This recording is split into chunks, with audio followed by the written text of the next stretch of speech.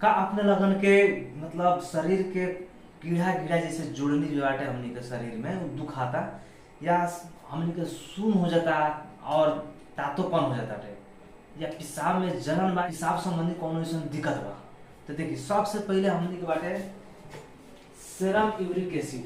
Serum uric acid का ह? तो ये सेरम यूरिक एसिड एक प्रकार के रसायन हो जौन के हमनी के शरीर बनावेला, जौना के कहल जाला यूरिक एसिड। हमनी के शरीर के भीतर प्राकृतिक रूप में बनेला एगो रसायन जौना के हमनी के यूरिक एसिड कहल जाला। ई का होला कि शरीर में प्यूरिन नामक तत्व के विघटन होला जहाँ से ही यूरिक एसिड उत्पन्न होला और हमनी के ब्लड में मिलेला। हमनी के ब्लड में बहुत ज्यादा यूरिक एसिड होला और हमनी की किडनी का करेला उदा में कि यूरिक एसिड के ब्लड के माध्यम से छान के और पेशाब का रास्ता से बाहर निकालेला। पेशाब का रास्ता से यूरिक एसिड बाहर निकालेला। अगर कौनो ऐसा दिक्कत बा जैसे कि सबसे ज्यादा गड़बड़ ये होला, हमने की किडनी ब्लड में से यूरिक एसिड के निकाल के छान के बाहर निकालेला, लेकिन कहीं अगर हमने की किडनी बात यूरिक एसिड के नहीं छानत तब है गड़बड़ हो जाला। दिक्कत कहाँ होला?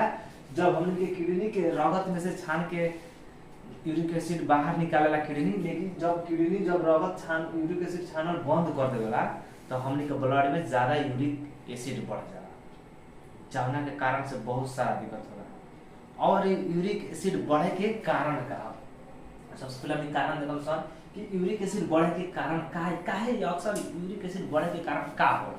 प्यूरिन युक्त खाना जना को अधिक सेवन, ज्यादा से ज्यादा सेवन करता नहीं सनी प्यूरिन युक्त खाना के उनमें हमनी के बढ़ेला। अब प्यूरिन युक्त खाना में पड़ेला का तो सबसे पहले हमनी के बाटे रातो मांस, मतलब कहीं ना कि हमनी के जौन मांस खानी सन ज्यादा, जौन मांस में लालका मांस ना रहेला लाल, जैसे कि हमनी के सीना पर का मांस है या जांघा पर का मांस है, जौन लाल लाल मांस रहेला, हाँ गड़बड़ एकदम मुँह होला। अगर अपने भी खाते नहीं मांस तो अभी से बंद करे मतलब कम मात्रा में खाए, कम मात्रा में सेवन करे। लालका मांस हमनी के कहाँ मिलेला? खसी में या रांगा को मांस में, जौन की लालका मांस से ही हमनी के बढ़ सकता।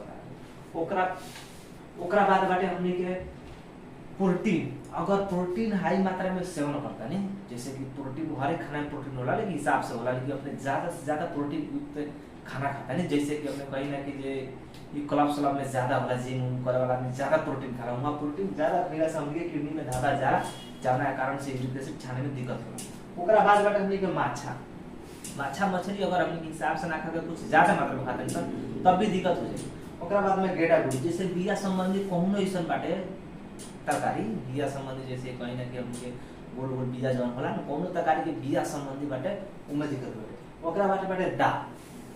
अगर हम कुछ के भी दाल खाते हैं ना, बहुत ज्यादा खाते हैं दाल, तो हमनी के यूरिक एसिड बढ़े के चांसेस ज्यादा रहेला। ओकरा बाद बाटे अल्कोहल अत्यधिक सेवन। अगर हमनी के दारू शराब अगर ज्यादा पियता है, ज्यादा के ज्यादा सेवन करता है, जहाँ में भी यूरिक एसिड बढ़े के ज्यादा चांस रहेला। और ओकरा बाद हमनी के बाटे किडनी डिजीज, जैसे किडनी संबंधी हमनी के कोनो ऐसा रोग बाटे ओमे भी ज्यादा यूरिक एसिड बढ़े के चांस बा। किडनी संबंधी जब कोनो रोग बात हमनी के तो यूरिक एसिड छाने ना सकी, जाना कारण से ये भी बाटे। नेक्स्ट बाटे हमनी के मोटोपन। अगर शरीर हमनी के ज्यादा मोटोपन बा, एकर मतलब हमनी के ज्यादा प्रोटीन लेता नहीं सन, ज्यादा हमनी के सेवन करता नहीं सन प्रोटीन के, जाना कारण से मोटापन में भी यूरिक एसिड के बढ़े के ज्यादा चांसेस रहेला। ओकरा बाद में मेडिसिन, हमनी के ज्यादा बाबी कॉम्बिनेशन मेडिसिन खाता नहीं सन बिना डॉक्टर के सलाह के अनुसार, तो वो मेडिसिन हमनी के खइला के बाद हमनी के किडनी में इन्फेक्शन हो, जो किडनी में खराबी हो जाए, किडनी हमनी के छाने निकल सकत ना छाने से यूरिक एसिड, तो ये हमनी के मेडिसिन भी बा। अदर्स में हमनी का जाता हाई ब्लड प्रेशर। हाई ब्लड प्रेशर अपने को रहता हमेशा, उनमें भी किडनी यूरिक एसिड के छाने के काम कम करी, अब यूरिक एसिड बढ़े के चांसेस ज्यादा रही। ओकरा बाद बाटे हमनी के डायबिटीज। अगर चीनी रोग में डायबिटीज में अपने के अगर बानी तो वहाँ में भी अपने के यूरिक एसिड बढ़े के ज्यादा चांसेस रहे। ओकरा बाद में हार्ट डिजीज। अगर हमने के हार्ट संबंधी कौन सा रोग बा, हार्ट संबंधी कौन सा प्रॉब्लम बा, जहाँ में भी हमने के यूरिक एसिड बढ़े के ज्यादा चांसेस रहेला। अब रहल कि हमने के यूरिक एसिड तो बढ़ता, बढ़ला के बाद यूरिक एसिड क्यों थाला है कि हमने यूरिक एसिड बढ़ल का लक्षण देखे के मिली? यूरिक एसिड बढ़ला के बाद का लक्षण देखे के पड़ी और का हमने के शरीर में रिएक्ट हुई, जाना से हमने के समझा जाए कि हमने के बुझाता जैसे कि यूरिक एसिड बढ़ल लागता। तो हमने के यूरिक एसिड बढ़े के लक्षण हमने के शरीर में दिखाई का दी? तो सबसे पहले बात हमने के जोड़नी अचानक, मतलब हमने के जोड़नी पहले समझे, शरीर के हमने के गीढ़ा गीढ़ा जौन बोले जौन के शरीर के जोड़नी सब है, जोड़नी बोलेला, हाथ के गोड़ में के सब है जोड़नी बोलेला। जितना शरीर पे हमने के जोड़नी बाटे वो दुखाई बहुत अचानक तरीका से दुखाई, मतलब दर्द करी।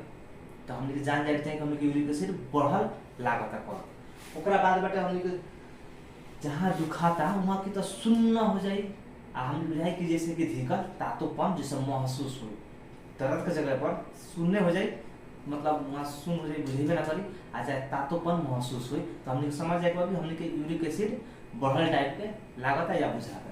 ओकरा बाद में हमने पेशाब संबंधित बहुत से समस्या है, जैसे पेशाब कर दिया आवश्यक से ज़्यादा पेशाब होगी, अच्छा कबो हुक्मे ना करी, पेशाब के पर दर्द हुई या जलन हुई, इस सब से हमने समझ जाए के पड़ल कि हमने के यूरिक एसिड बढ़ल बा, जाना के कारण से ही होता है।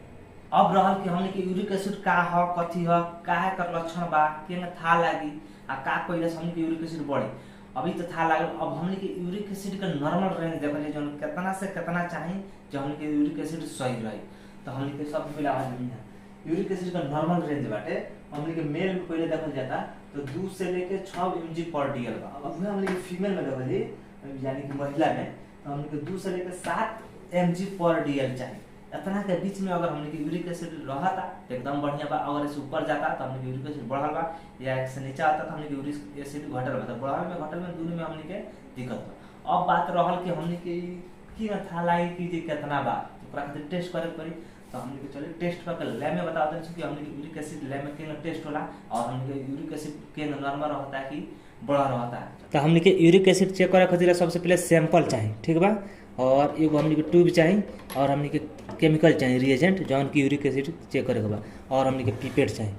तो हमने के तब जाके मतलब यूरिक एसिड चेक कर ली। तो हमने के चलिए यूरिक एसिड चेक करके बताओ दें। तो सबसे पहले हमने के ये रिएजेंट खोल के हमें EL1 बाटे EL1 निकाल ले पड़ी, एक टिप्स बा जौन की लगा पड़ी। हमने के 400 यहाँ देख सकते हैं 400 हमने के केमिकल हमें डाले के बाद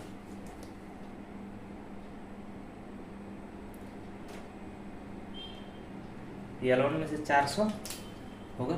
यही में रहा हमने के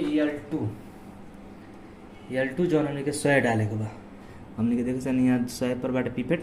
अब एम हमने के EL2 में से 100 डाले के बाद 100 डाले के बाद सैंपल में से हमने के 10 माइक्रो डाले के बाद देख सकते हैं लोग। हमने के हॉट एयर ओवन में अगर 10 मिनट लाए डाल दिए। तो हमने के 10 मिनट हो गए। तो हमने के अब सैंपल निकाल दी और चलिए मशीन में। अब हमने के चलिए मशीन में। तो हमने के सबसे पहले देखते नहीं समझे यहाँ रन टेस्ट बाटे। तो हमने के रन टेस्ट करे रन टेस्ट में जाए पड़ी। यहाँ रन टेस्ट 1 में बा तो 1 दबाए के पड़ी। ओकरा बाद हमने के यूरिक एसिड में जाए के बा। तो यूरिक एसिड यहाँ बा तो हमने के यहाँ इंटर क्लिक करे पड़ी। हमने के यूरिक एसिड खुल गए। तो हमने के देखल जाता है यहाँ की एस्पायरेट वाटर मांगता। तो हमने के ही रहल वाटर हमने को वाटर पिला के भाई मैं यहाँ देख स्विच दाब दे हमने के यहाँ वाटर पी रहा बा। बीप साउंड अले के बाद हमने को वाटर निकालल जाए और यहाँ देखल जाए। अब हमने के यहाँ मांगा ताटे ब्लैंक रिएजेंट ब्लैंक। तो हमने के ब्लैंक ऑलरेडी अगड़िए से लाग चुकल बा। तो हमने के एकरा का नो कर देम सन। यहाँ 0 पर नो लिखल बा, यहाँ नो कर देम सन। अब मांगता है स्टैंडर्ड। तो हमने के स्टैंडर्ड भी ऑलरेडी लाग चुकल बा। तो एकरो को नो कर देम सन। यहाँ 0 पर नो बाद यहाँ नो दब दी। अब स्प्रेड सैंपल मांगा ताटे। तब अब हमने के सैंपल रहल। तो अब हमने के सैंपल पिलावे के बा। तो हमने के में लगा के दाब देवे के बा। सैंपल पिए तो बीप के साउंड पर निकाल देवे के बा। अब देखो कि भाई हमने के काउंट चले लगी।